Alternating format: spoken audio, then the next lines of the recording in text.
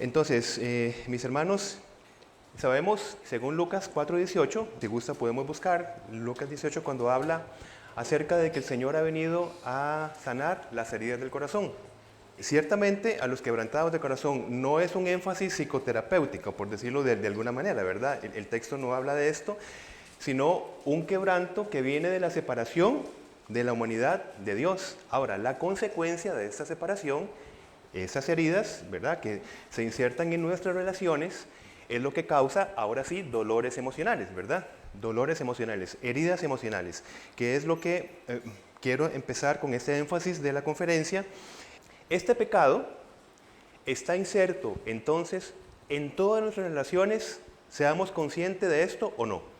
Desde que usted y yo crecemos, estamos, interactuando con relaciones de amor, pero con inserción del pecado en medio de esas relaciones. Esto es así, por más amor, intencional que podamos tener como padres, hermanos, etc., siempre está el pecado inserto en nuestras relaciones. Esta es una realidad, porque estamos en una creación caída. Estas heridas emocionales van siendo acumuladas en nuestro corazón. Otra vez, seamos conscientes de estas heridas o no. Estas heridas emocionales, parte de esas heridas emocionales, no todas, se han tratado como de sintetizar. Estas son como las más comunes. Por ejemplo, haber crecido, usted y yo, ¿verdad?, quizás con maltrato físico, personas con maltrato emocional, maltrato sexual, negligencia, que significa abandono. Ese abandono de los papás muchas veces no es consciente, es inconsciente. Es decir, vamos a decir, activismos, etcétera, van a causar negligencia, abandono emocional. Esto no pasa desapercibido en nuestro corazón, mis hermanos, no pasa desapercibido, aun cuando sepamos que se está trabajando por la obra de Cristo. Esto queda ahí. Esto es una herida de abandono o negligencia emocional que en algún momento vamos a tener que presentarlo delante del Señor. Y aunque no nos demos cuenta en cómo nosotros empezamos a interactuar en nuestras relaciones, allí se va a evidenciar. Por ejemplo, haber sufrido violencia doméstica, ser testigo, ya sea recibirlo o ser testigo de violencia doméstica, no solamente entre las figuras principales de apego, sino desde las figuras de apego, recibirlo en todas las particularidades, verbal, físico, etc. Por ejemplo, tener un familiar drogodependiente, por ejemplo, un familiar con enfermedad mental, por ejemplo, con una depresión crónica, ansiedad crónica. Bueno, esa crecer en un hogar con esas características va causando heridas emocionales. Un familiar encarcelado, padres separados o divorciados. Pueden ser presentes en la casa, pero separados emocionalmente, divorciados emocionalmente. Muchas personas empiezan a acumular 1, 2, 3, 4 de estas experiencias de infancia adversas, que es como se llaman, empiezan a acumularse. Una herida emocional no es solamente lo que ocurrió. Recibí violencia doméstica, por ejemplo. Mis padres se separaron, etc. Lo que ocurrió. Sino lo que creemos a partir de lo que ocurrió. Lo que creemos a partir de ese dolor. Me refiero, un niño abandonado por su padre puede creer que no vale nada. Puede creer que no merece amor. Puede creer que no está capacitado para amar. Es una creencia y empieza a formarse una identidad falsa de sí mismo. Generalmente no se da cuenta. Empieza a definirse, así soy yo, y empieza a ponerle palabras. Esa es mi personalidad, ese es mi carácter. Empieza a confundir cosas, desde su herida empieza a definirse. Repito, no solo por lo que pasó, sino principalmente por lo que se cree y por lo que cree que son las relaciones a partir de lo que pasó. El punto con esto es que este dolor que llevamos, otra vez, pueda que sea consciente o inconsciente, vamos a necesitar urgentemente, como cualquier herida física, sanarla. Vamos a necesitar consolarla. Y buscamos desesperadamente consuelos. El problema se agrava cuando el consuelo empezamos a encontrarlo en el pecado que aún habita en nosotros. Por ejemplo, si yo tengo una herida de abandono, empiezo a tener un verdadero bienestar desde el control de los demás, por ejemplo, desde una adicción hacia el alcohol aislarme de las personas, obsesión, digamos, por redes sociales, es que causa un bienestar cerebral. Realmente hay un bienestar, hay un consuelo. Pero como estos consuelos realmente no van a sanar nuestra herida, sino que le ponen como un parchecito. Y necesitamos ir consolándonos constantemente llegando a esa fuente. Y ahí es donde caemos en adicciones específicas. Y en una automatización de consuelo. Por ejemplo, si yo me enojo, si me frustro hoy, entonces yo encuentro un bienestar sobre una adicción cualquiera. Hay personas, por ejemplo, otra vez, meterse en redes sociales, aislarse de la persona, sumirse en pornografía, por ejemplo, ese es un consuelo. La persona tiene un bienestar cerebral y ese es el problema. Cuando se empieza a unir la herida del corazón con un falso consuelo. Estos falsos consuelos pueden volverse adictivos, de hecho, es decir, llegar a ser vías automáticas.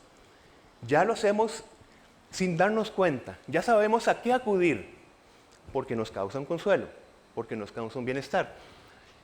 ¿Para qué? Refugiarnos ante estresores, que no vamos a evitar nunca en nuestra vida, cosas que nos suceden, reforzando, ¿qué?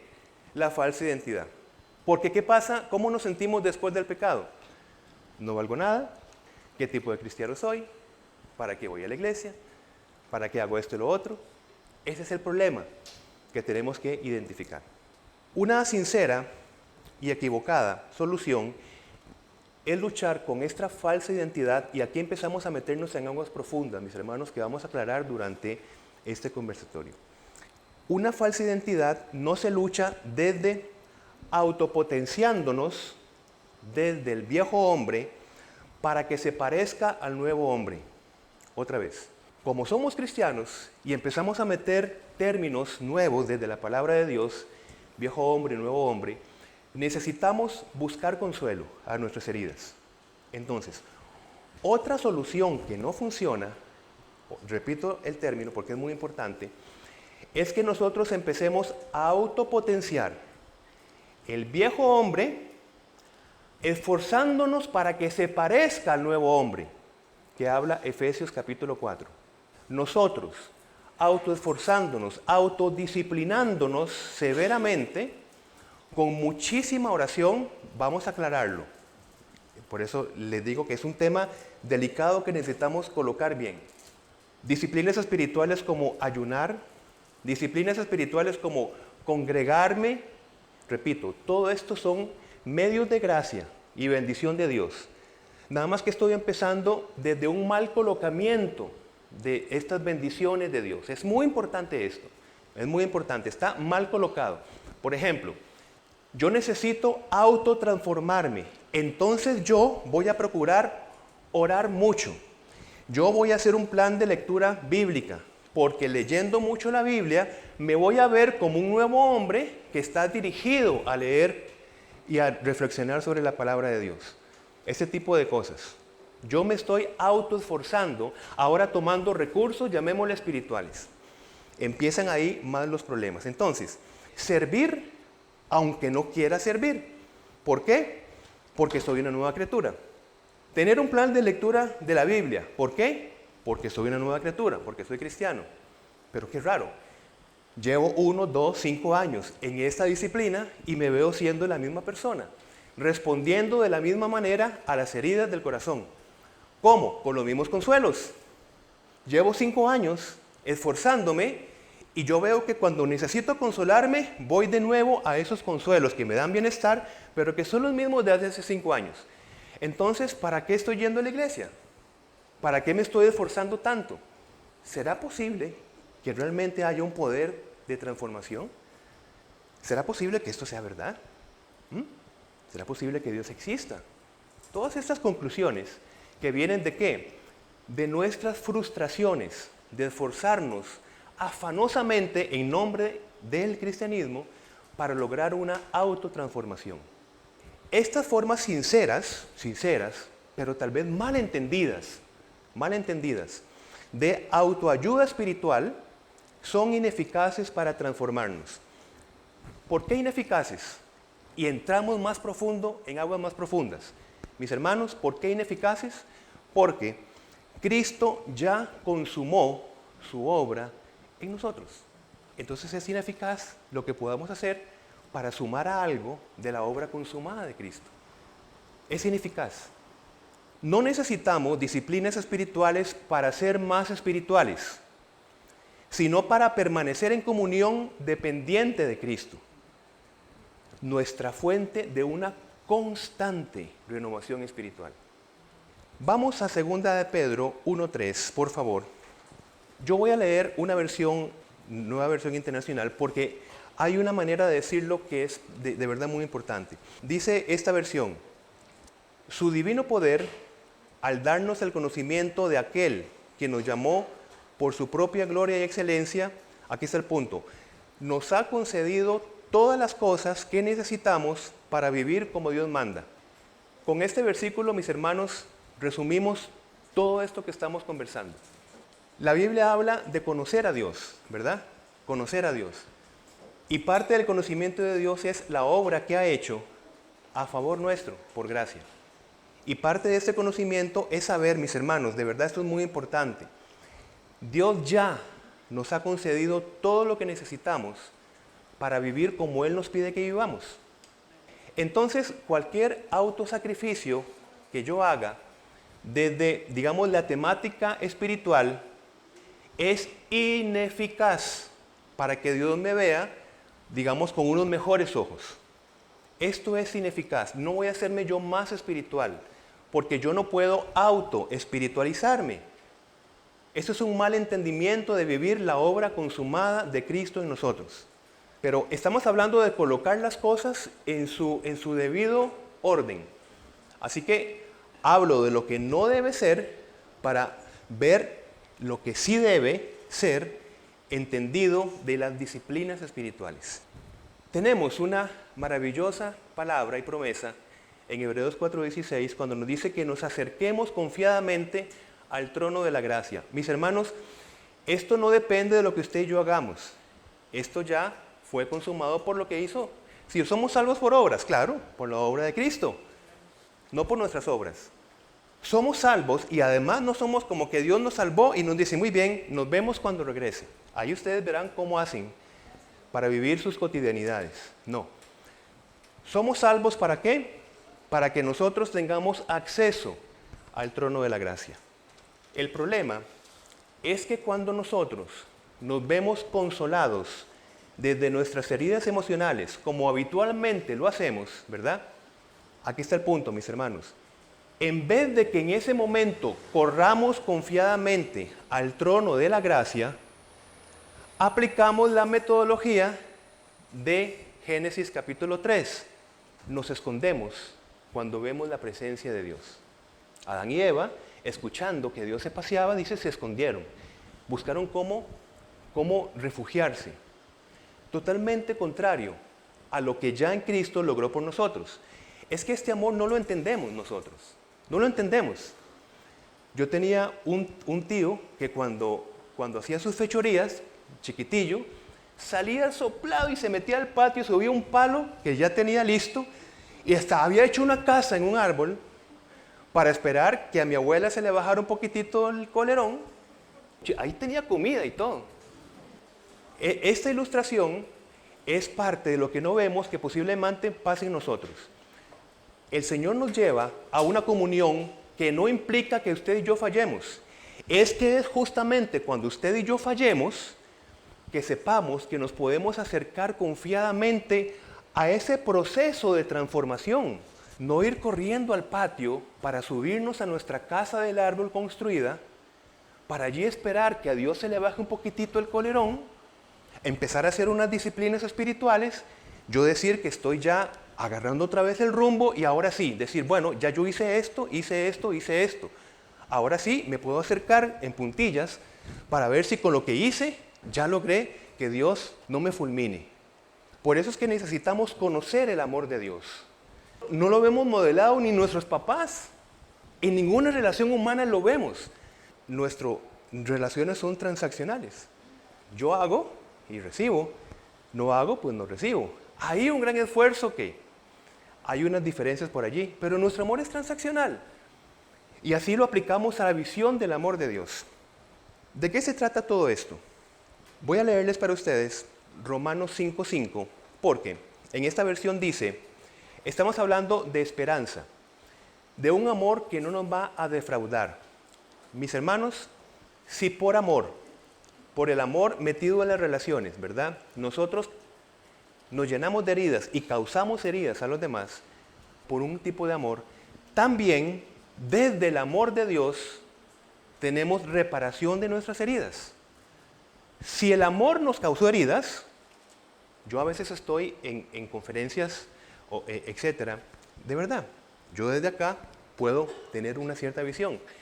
Y cuando estoy con hombres, por ejemplo, y hablo del amor de padre, vieran ustedes qué interesante, cómo empieza a haber una regresión. Me refiero a que empiezan a despertarse un montón de cosas incompletas que dejó un mal amor, lo que quiero decir. Y toca una herida muy profunda.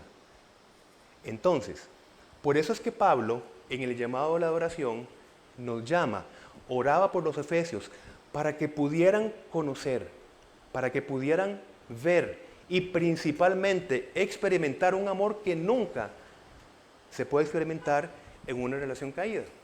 No se puede. Y a partir de este amor es transformacional.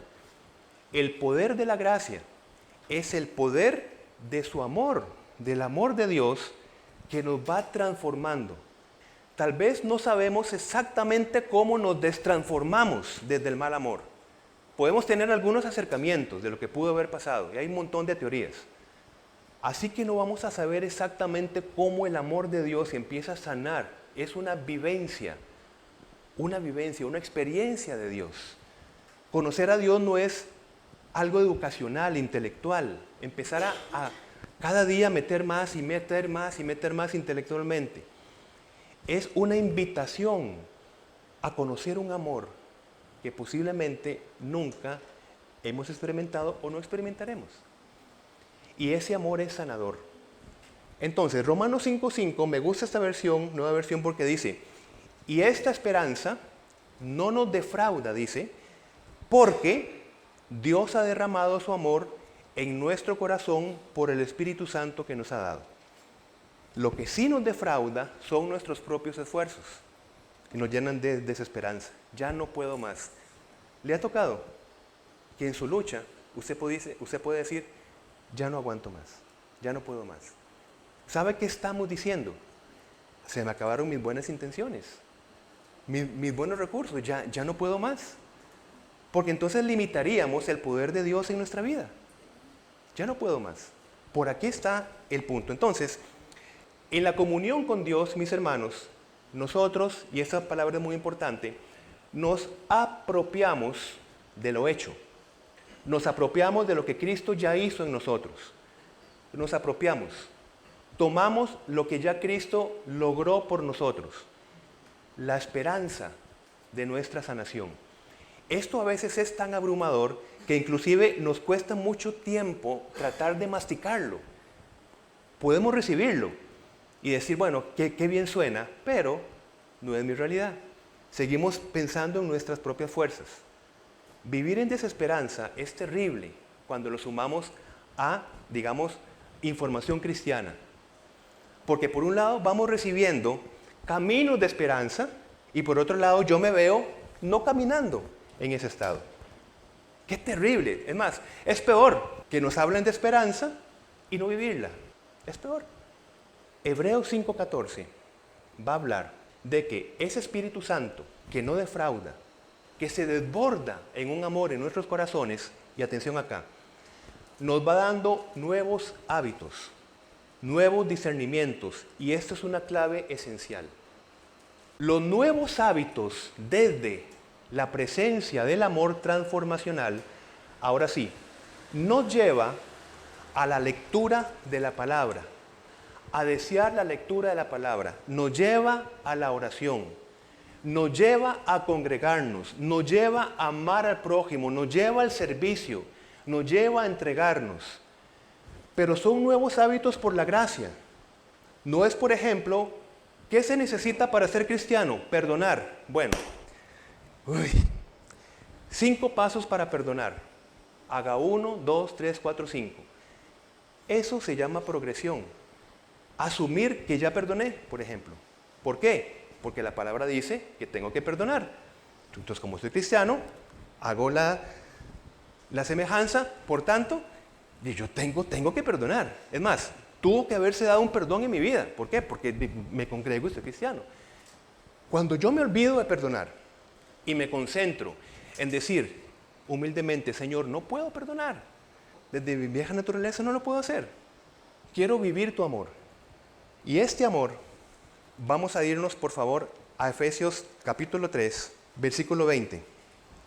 Dice, y aquel que es poderoso para hacer todas las cosas mucho más abundantemente de lo que pedimos.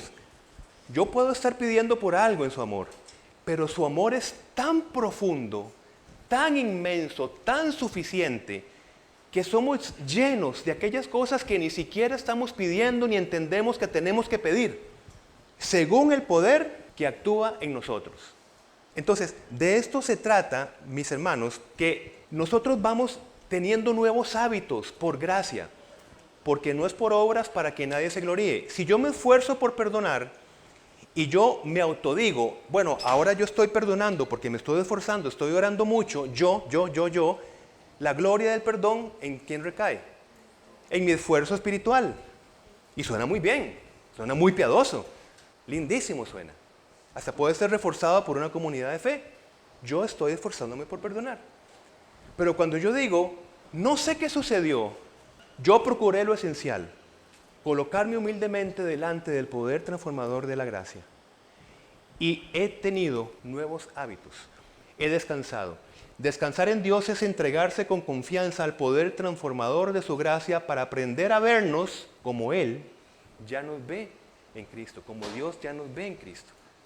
Estos nuevos hábitos que recibimos nos llenan de nuevas inclinaciones, ahora sí. Decisiones, deseos, ¿cómo? Potenciando una docilidad, un corazón inundado del amor, una docilidad de nuestro corazón hacia ¿qué? Los principios de la palabra de Dios. Y entonces nosotros obedecemos por amor, no porque soy cristiano. No orar aunque no quiera, no leer la Biblia aunque no quiera, pero sé que es bueno, porque es espiritual. Ese es el punto que tenemos que entender muy bien. Dice el salmista, oh cuánto amo yo tu ley, desde un corazón regenerado.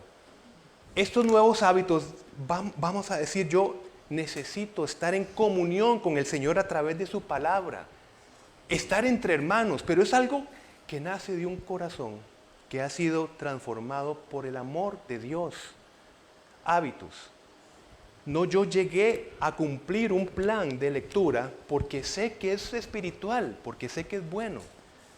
No caigamos en esa sutil trampa espiritual. Satanás cuenta con que nos traguemos la mentira de que fracasar en cualquier momento en nuestro objetivo de sentirnos íntegros significa que hemos perdido. Ese es el punto. El proceso de transformación no significa que usted y yo no vamos a fracasar y terriblemente. ¿Y qué necesidades que cuando fracasemos, ¿a dónde vamos? A nuestra casa del árbol. Pero es que puede pasar, hermanos, puede pasar. Por eso hago la ilustración, para que nos acordemos. O hacer un riesgo metodológico, digámoslo así, cambiar nuestra metodología. Es decir, ¿será posible que he caído?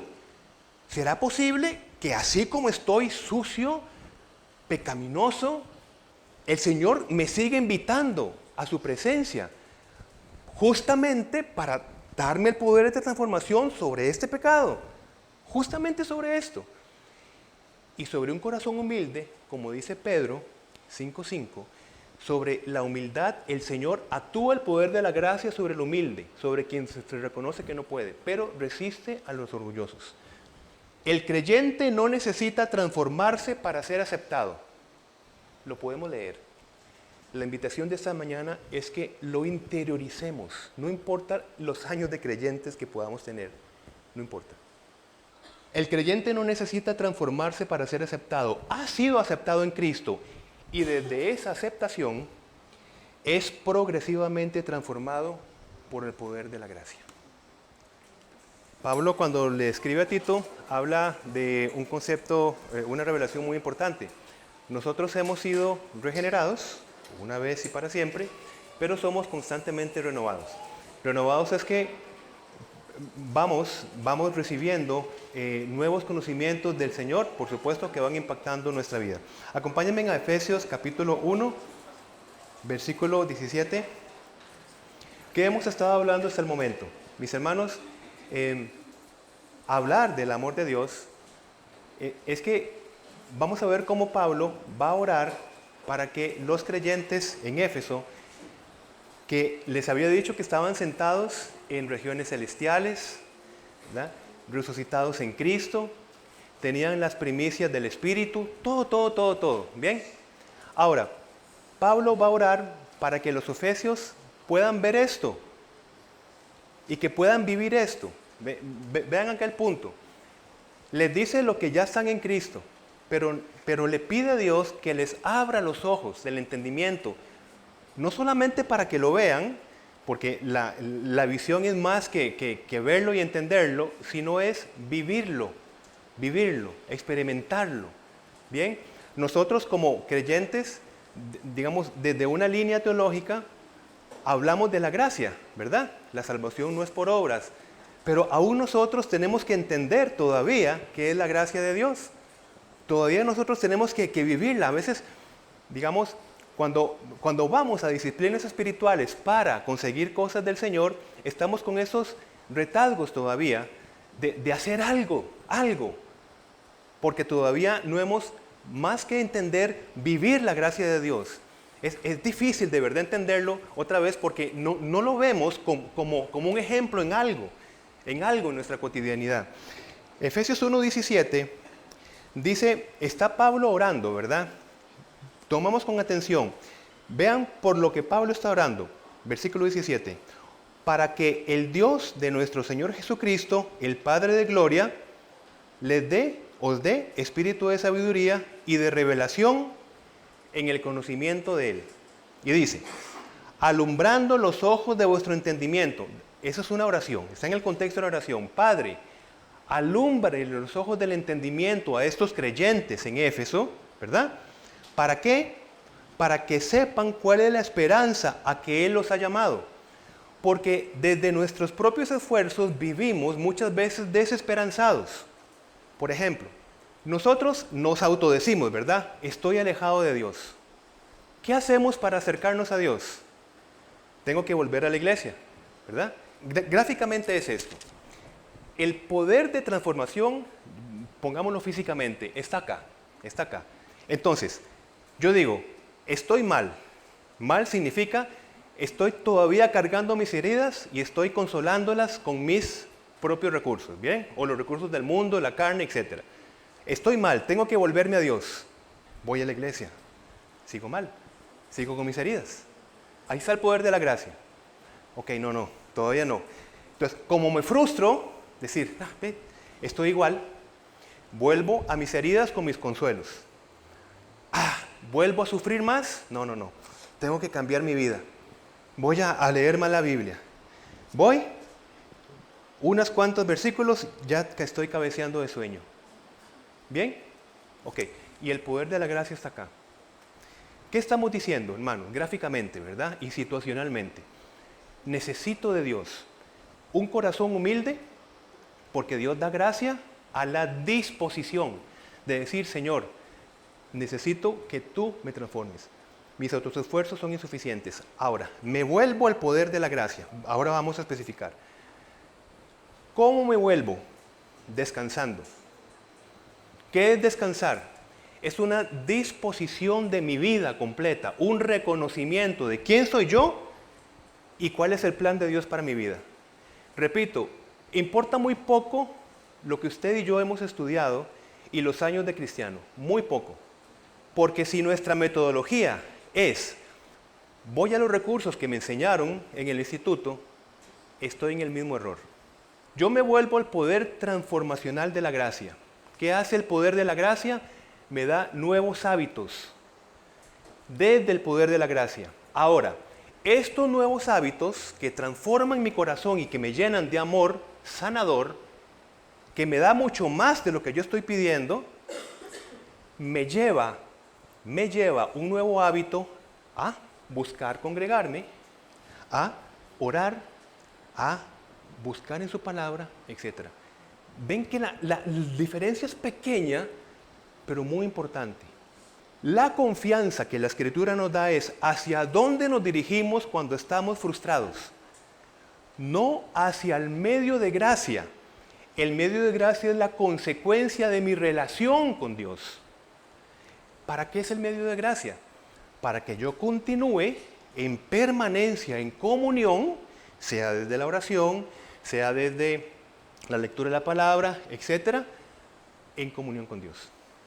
Entonces, por ejemplo, el ayuno. ¿Es bíblico? Por supuesto que sí. ¿Cómo lo colocamos? Lo que hemos estado hablando es, voy a ayunar porque necesito ser más espiritual. Voy a ayunar porque necesito así luchar con mi pecado. ¿Okay? Y de esa manera, yo voy a estar en un estado donde, aunque son palabras que no nos vamos a decir, ¿verdad? Tenemos que ponerlas de una manera muy espiritual. De tal manera que este sacrificio que tengo va a ser redentor. El que yo me estoy autoimponiendo va a ser redentor. Yo voy a lograr algo de Dios. Dios como que va a ser así. Ah, mira, sí, listo. En esta línea, el ayuno es para que nosotros expongamos muchas heridas que nosotros tenemos. Por ejemplo, el ayuno, vamos a verlo cotidianamente, de redes sociales, por ejemplo, ¿verdad? Aunque el ayuno básicamente es alimentación, etcétera, pero también cosas de las cuales nosotros nos refugiamos y no nos dejan ver las heridas que estamos ocultando. Si yo dejo de ver redes sociales como un ayuno, ¿cómo me voy a ir sintiendo? Con falta de aprobación, porque no estoy viendo mensajes de nadie en un like. Con falta de contactos con las personas. Esto que está aflorando como una carencia afectiva, como una carencia de mi propio valor que depende de los contactos superficiales de las redes sociales, este ayuno me está mostrando lo que yo tengo que presentarle al Señor. Señor, mi valor depende de lo que digan las otras personas, pero solo está en tanto yo deje de estar recurriendo a este consuelo para sanar esa herida. Si tengo un ayuno de comida, va aflorando un montón de situaciones, estados también emocionales. ¿Qué está aflorando allí? ¿Por qué? Porque me estoy desenfocando. Por ejemplo, hay personas que tapan sus heridas a través de la comida, por ejemplo, a través de muchos gustos, son consuelos. Entonces, ayunar es desistir de lo que sea. Entonces yo me desnudo metafóricamente delante del Señor. Señor, muéstrame, ¿qué necesito? ¿En qué estoy dependiendo? ¿Qué estoy cubriendo con tales cosas? Puede ser que a través de la música, puede ser que a través del deporte, sea un consuelo que me da bienestar. Entonces yo tengo un patrón repetitivo. Cada vez que tengo un problema emocional, entonces yo me refugio en la guitarra, por ejemplo. ¿Y me da bienestar? Por supuesto que me da bienestar, pero no me sana esa herida.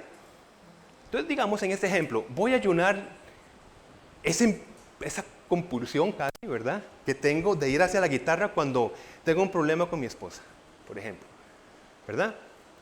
Ya tengo automatizado cuál es mi consuelo. Y en ese problema yo le dije esto y esto, e hice esto por mi esposa y me siento súper mal. No soy un cristiano verdadero, no voy a ir al Señor. Voy a calmarme, por medio de mi consuelo, me voy a calmar. Cuando estén las cosas así, entonces ya voy a buscar de puntillas acercarme al Señor. Cuando yo digo, uy no, si yo estoy ayunando la guitarra, ok, ¿qué hago? Voy al trono de la gracia con confianza. Efesios 4:16. Y el Señor, en esta dependencia de mi corazón, ¿será posible que el Señor me reciba? No tengo como que purificarme, digamos. ¿Dónde está el lavabo, verdad? De antes, del Antiguo Testamento. Tengo que limpiarme todos los utensilios, limpiar todo. Es más, tengo que entrar con una cuerda por si acaso que mi esposa me jale, por si perezco en la cuestión, ¿verdad? No. Por eso el Señor decía, Juan el Bautista, el tipo de hombre que era, pero es el menor, es el más pequeño del reino que ya está entre vosotros. Por los recursos que tenemos en Cristo, ya no necesitamos buscar sacrificios. Ya Cristo lo ha hecho. Las disciplinas de lo hecho.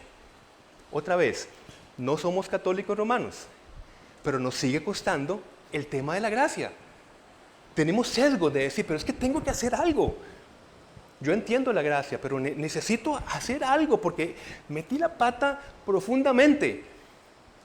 Justamente en ese estado es donde el Señor necesita trabajar con nosotros. Señor, no puedo por mis propias fuerzas.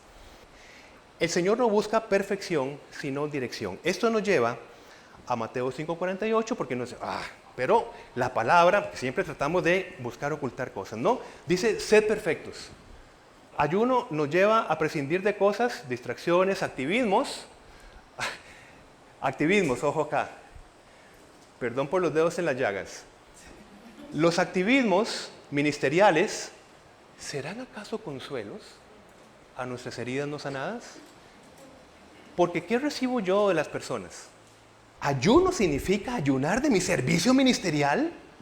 Exactamente. ¿Cómo nos sentimos nosotros delante de su presencia sin vernos importantes para la iglesia? Que no valemos o que valemos muy poco. Ahí está la función del ayuno. Esto tengo que entregárselo al Señor urgentemente. Urgentemente. Voy al Señor. El Señor me habla todavía más de cosas, porque yo voy con una perspectiva. Pero como dice Efesios, nos va a dar muchísimo más de lo que pedimos. Y entro a la verdadera vivencia cristiana que es vivir a Cristo. Desde este amor derramado en mi corazón, yo voy a servir, ahora sí, donde el Señor me tenga, y es otra dimensión de servicio, otro propósito de servicio. Ya no hay rivalidades, ya no hay envidias, ya no hay codependencias, ya no hay dependencias, etc. Bien. ¿Quién podrá entender sus propios errores? Líbrame de los que me son ocultos. ¿Cómo? Aquí. Mientras yo esté en cosas para ir ocultando heridas, ¿cómo?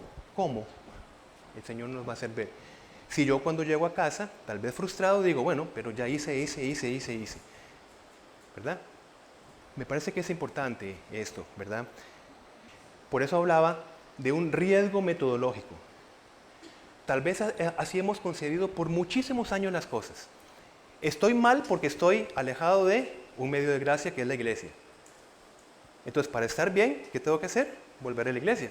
Pero cuando estoy en la iglesia, estoy con los mismos resentimientos con las personas, los mismos problemas relacionales, interiores, ¿verdad?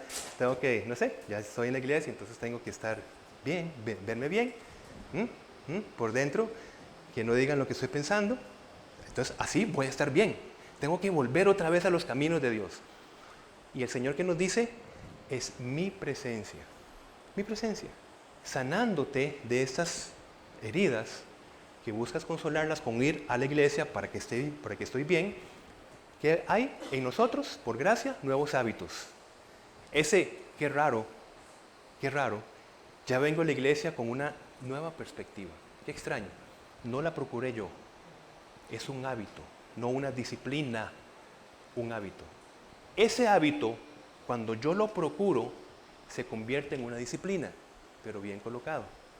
Pues es que la diferencia es así, pero pequeñita. Esa disciplina, decir, yo voy a los medios de gracia para mantenerme en comunión con el Señor, desde lo cual se va formando Cristo en mí. Sed vosotros perfectos, como vuestro Padre que está en los cielos es perfecto. La palabra perfectos, teleios, no significa sin falta, en el caso de nosotros aplicado, sino una madurez moral y espiritual que refleja el carácter de Dios. Entonces, por supuesto, Jesús nos está diciendo, sean ustedes moralmente perfectos. Sino que, digamos, el concepto es, tengan la disposición para ir creciendo en madurez espiritual y por consiguiente moral. Tengan esa disposición. El Señor estaba hablando del contexto del reino de Dios. No estaba diciendo, entran al reino de Dios los que están moralmente cabales y perfectos. No. Entren al reino de Dios con la actitud correcta, como niños, dependientes. Y en este estado van siendo transformados, van siendo, digamos, alcanzando madurez espiritual, moral, etc. Sed perfectos. Entonces, no caigamos acá con la hipergracia.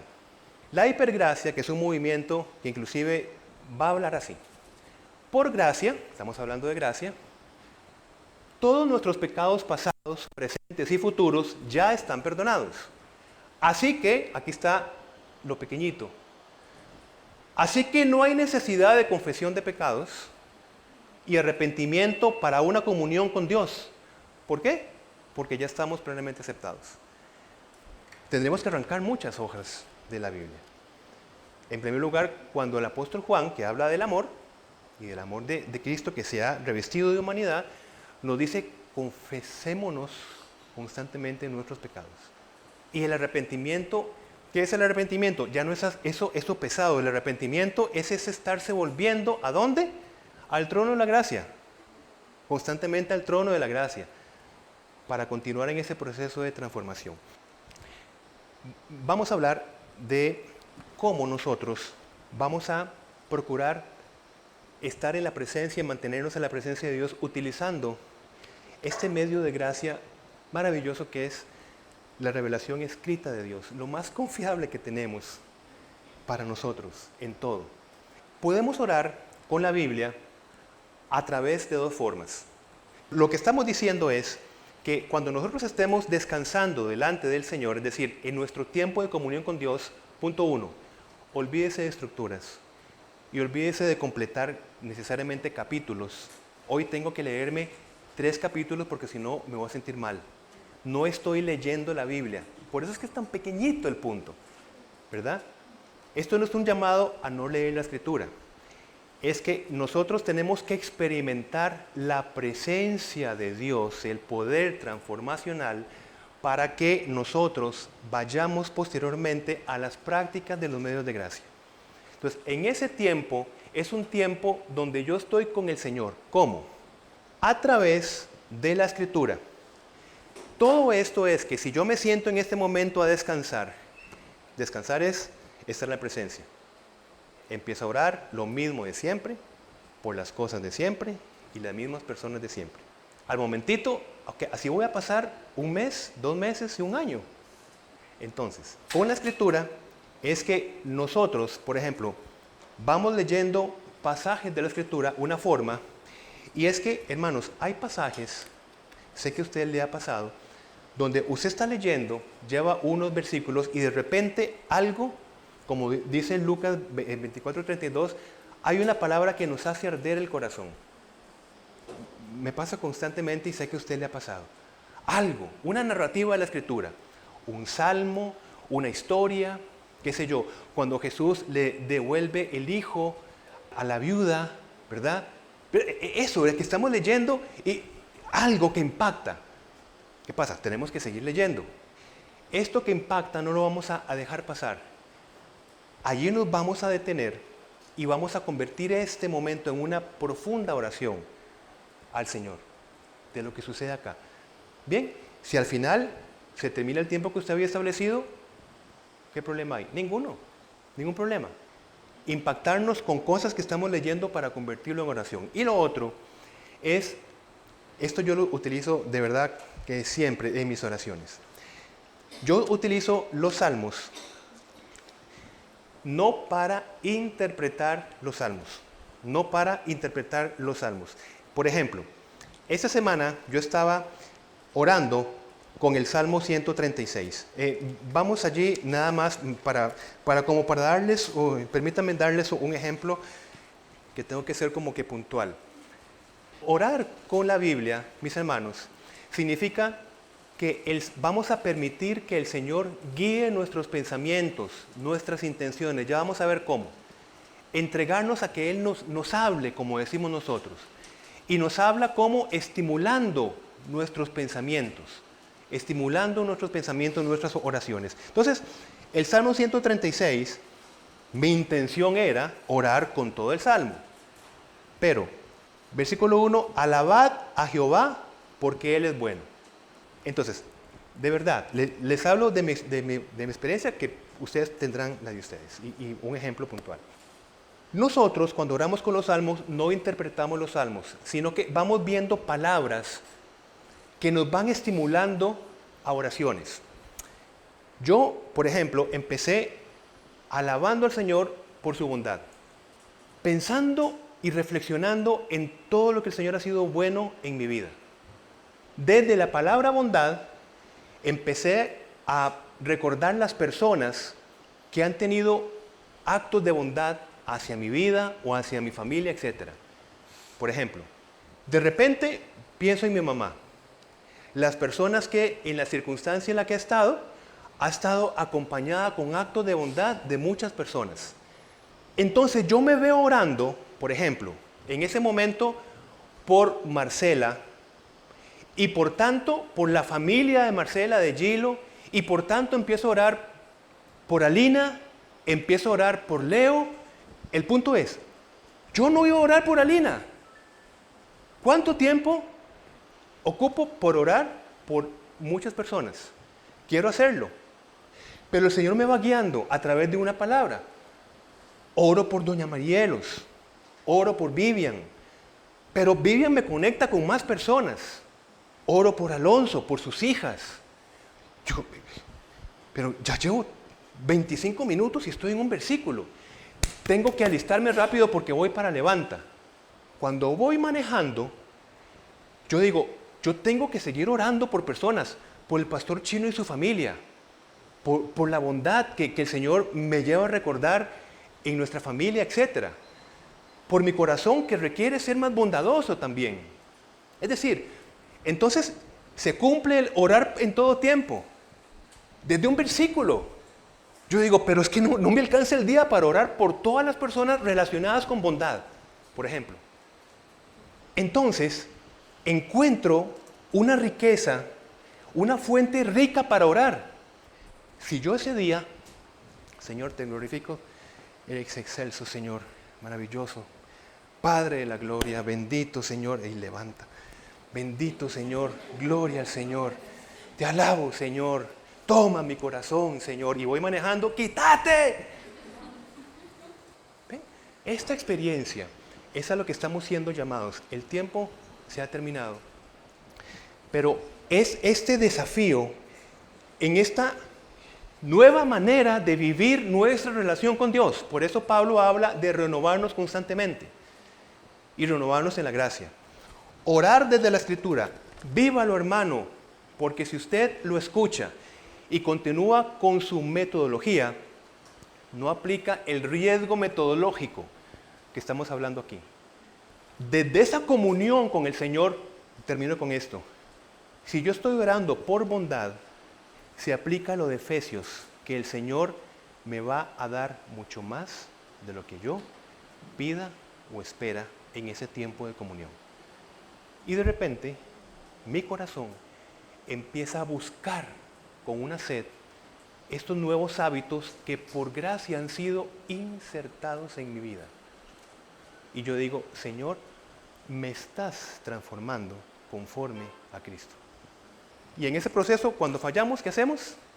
No nos vamos a la casa del árbol, que Satanás está esperando que usted falle y decir, tanta hablada, tanta conferencia, tanta cosa, pues conferencia, y mira cómo sos vos.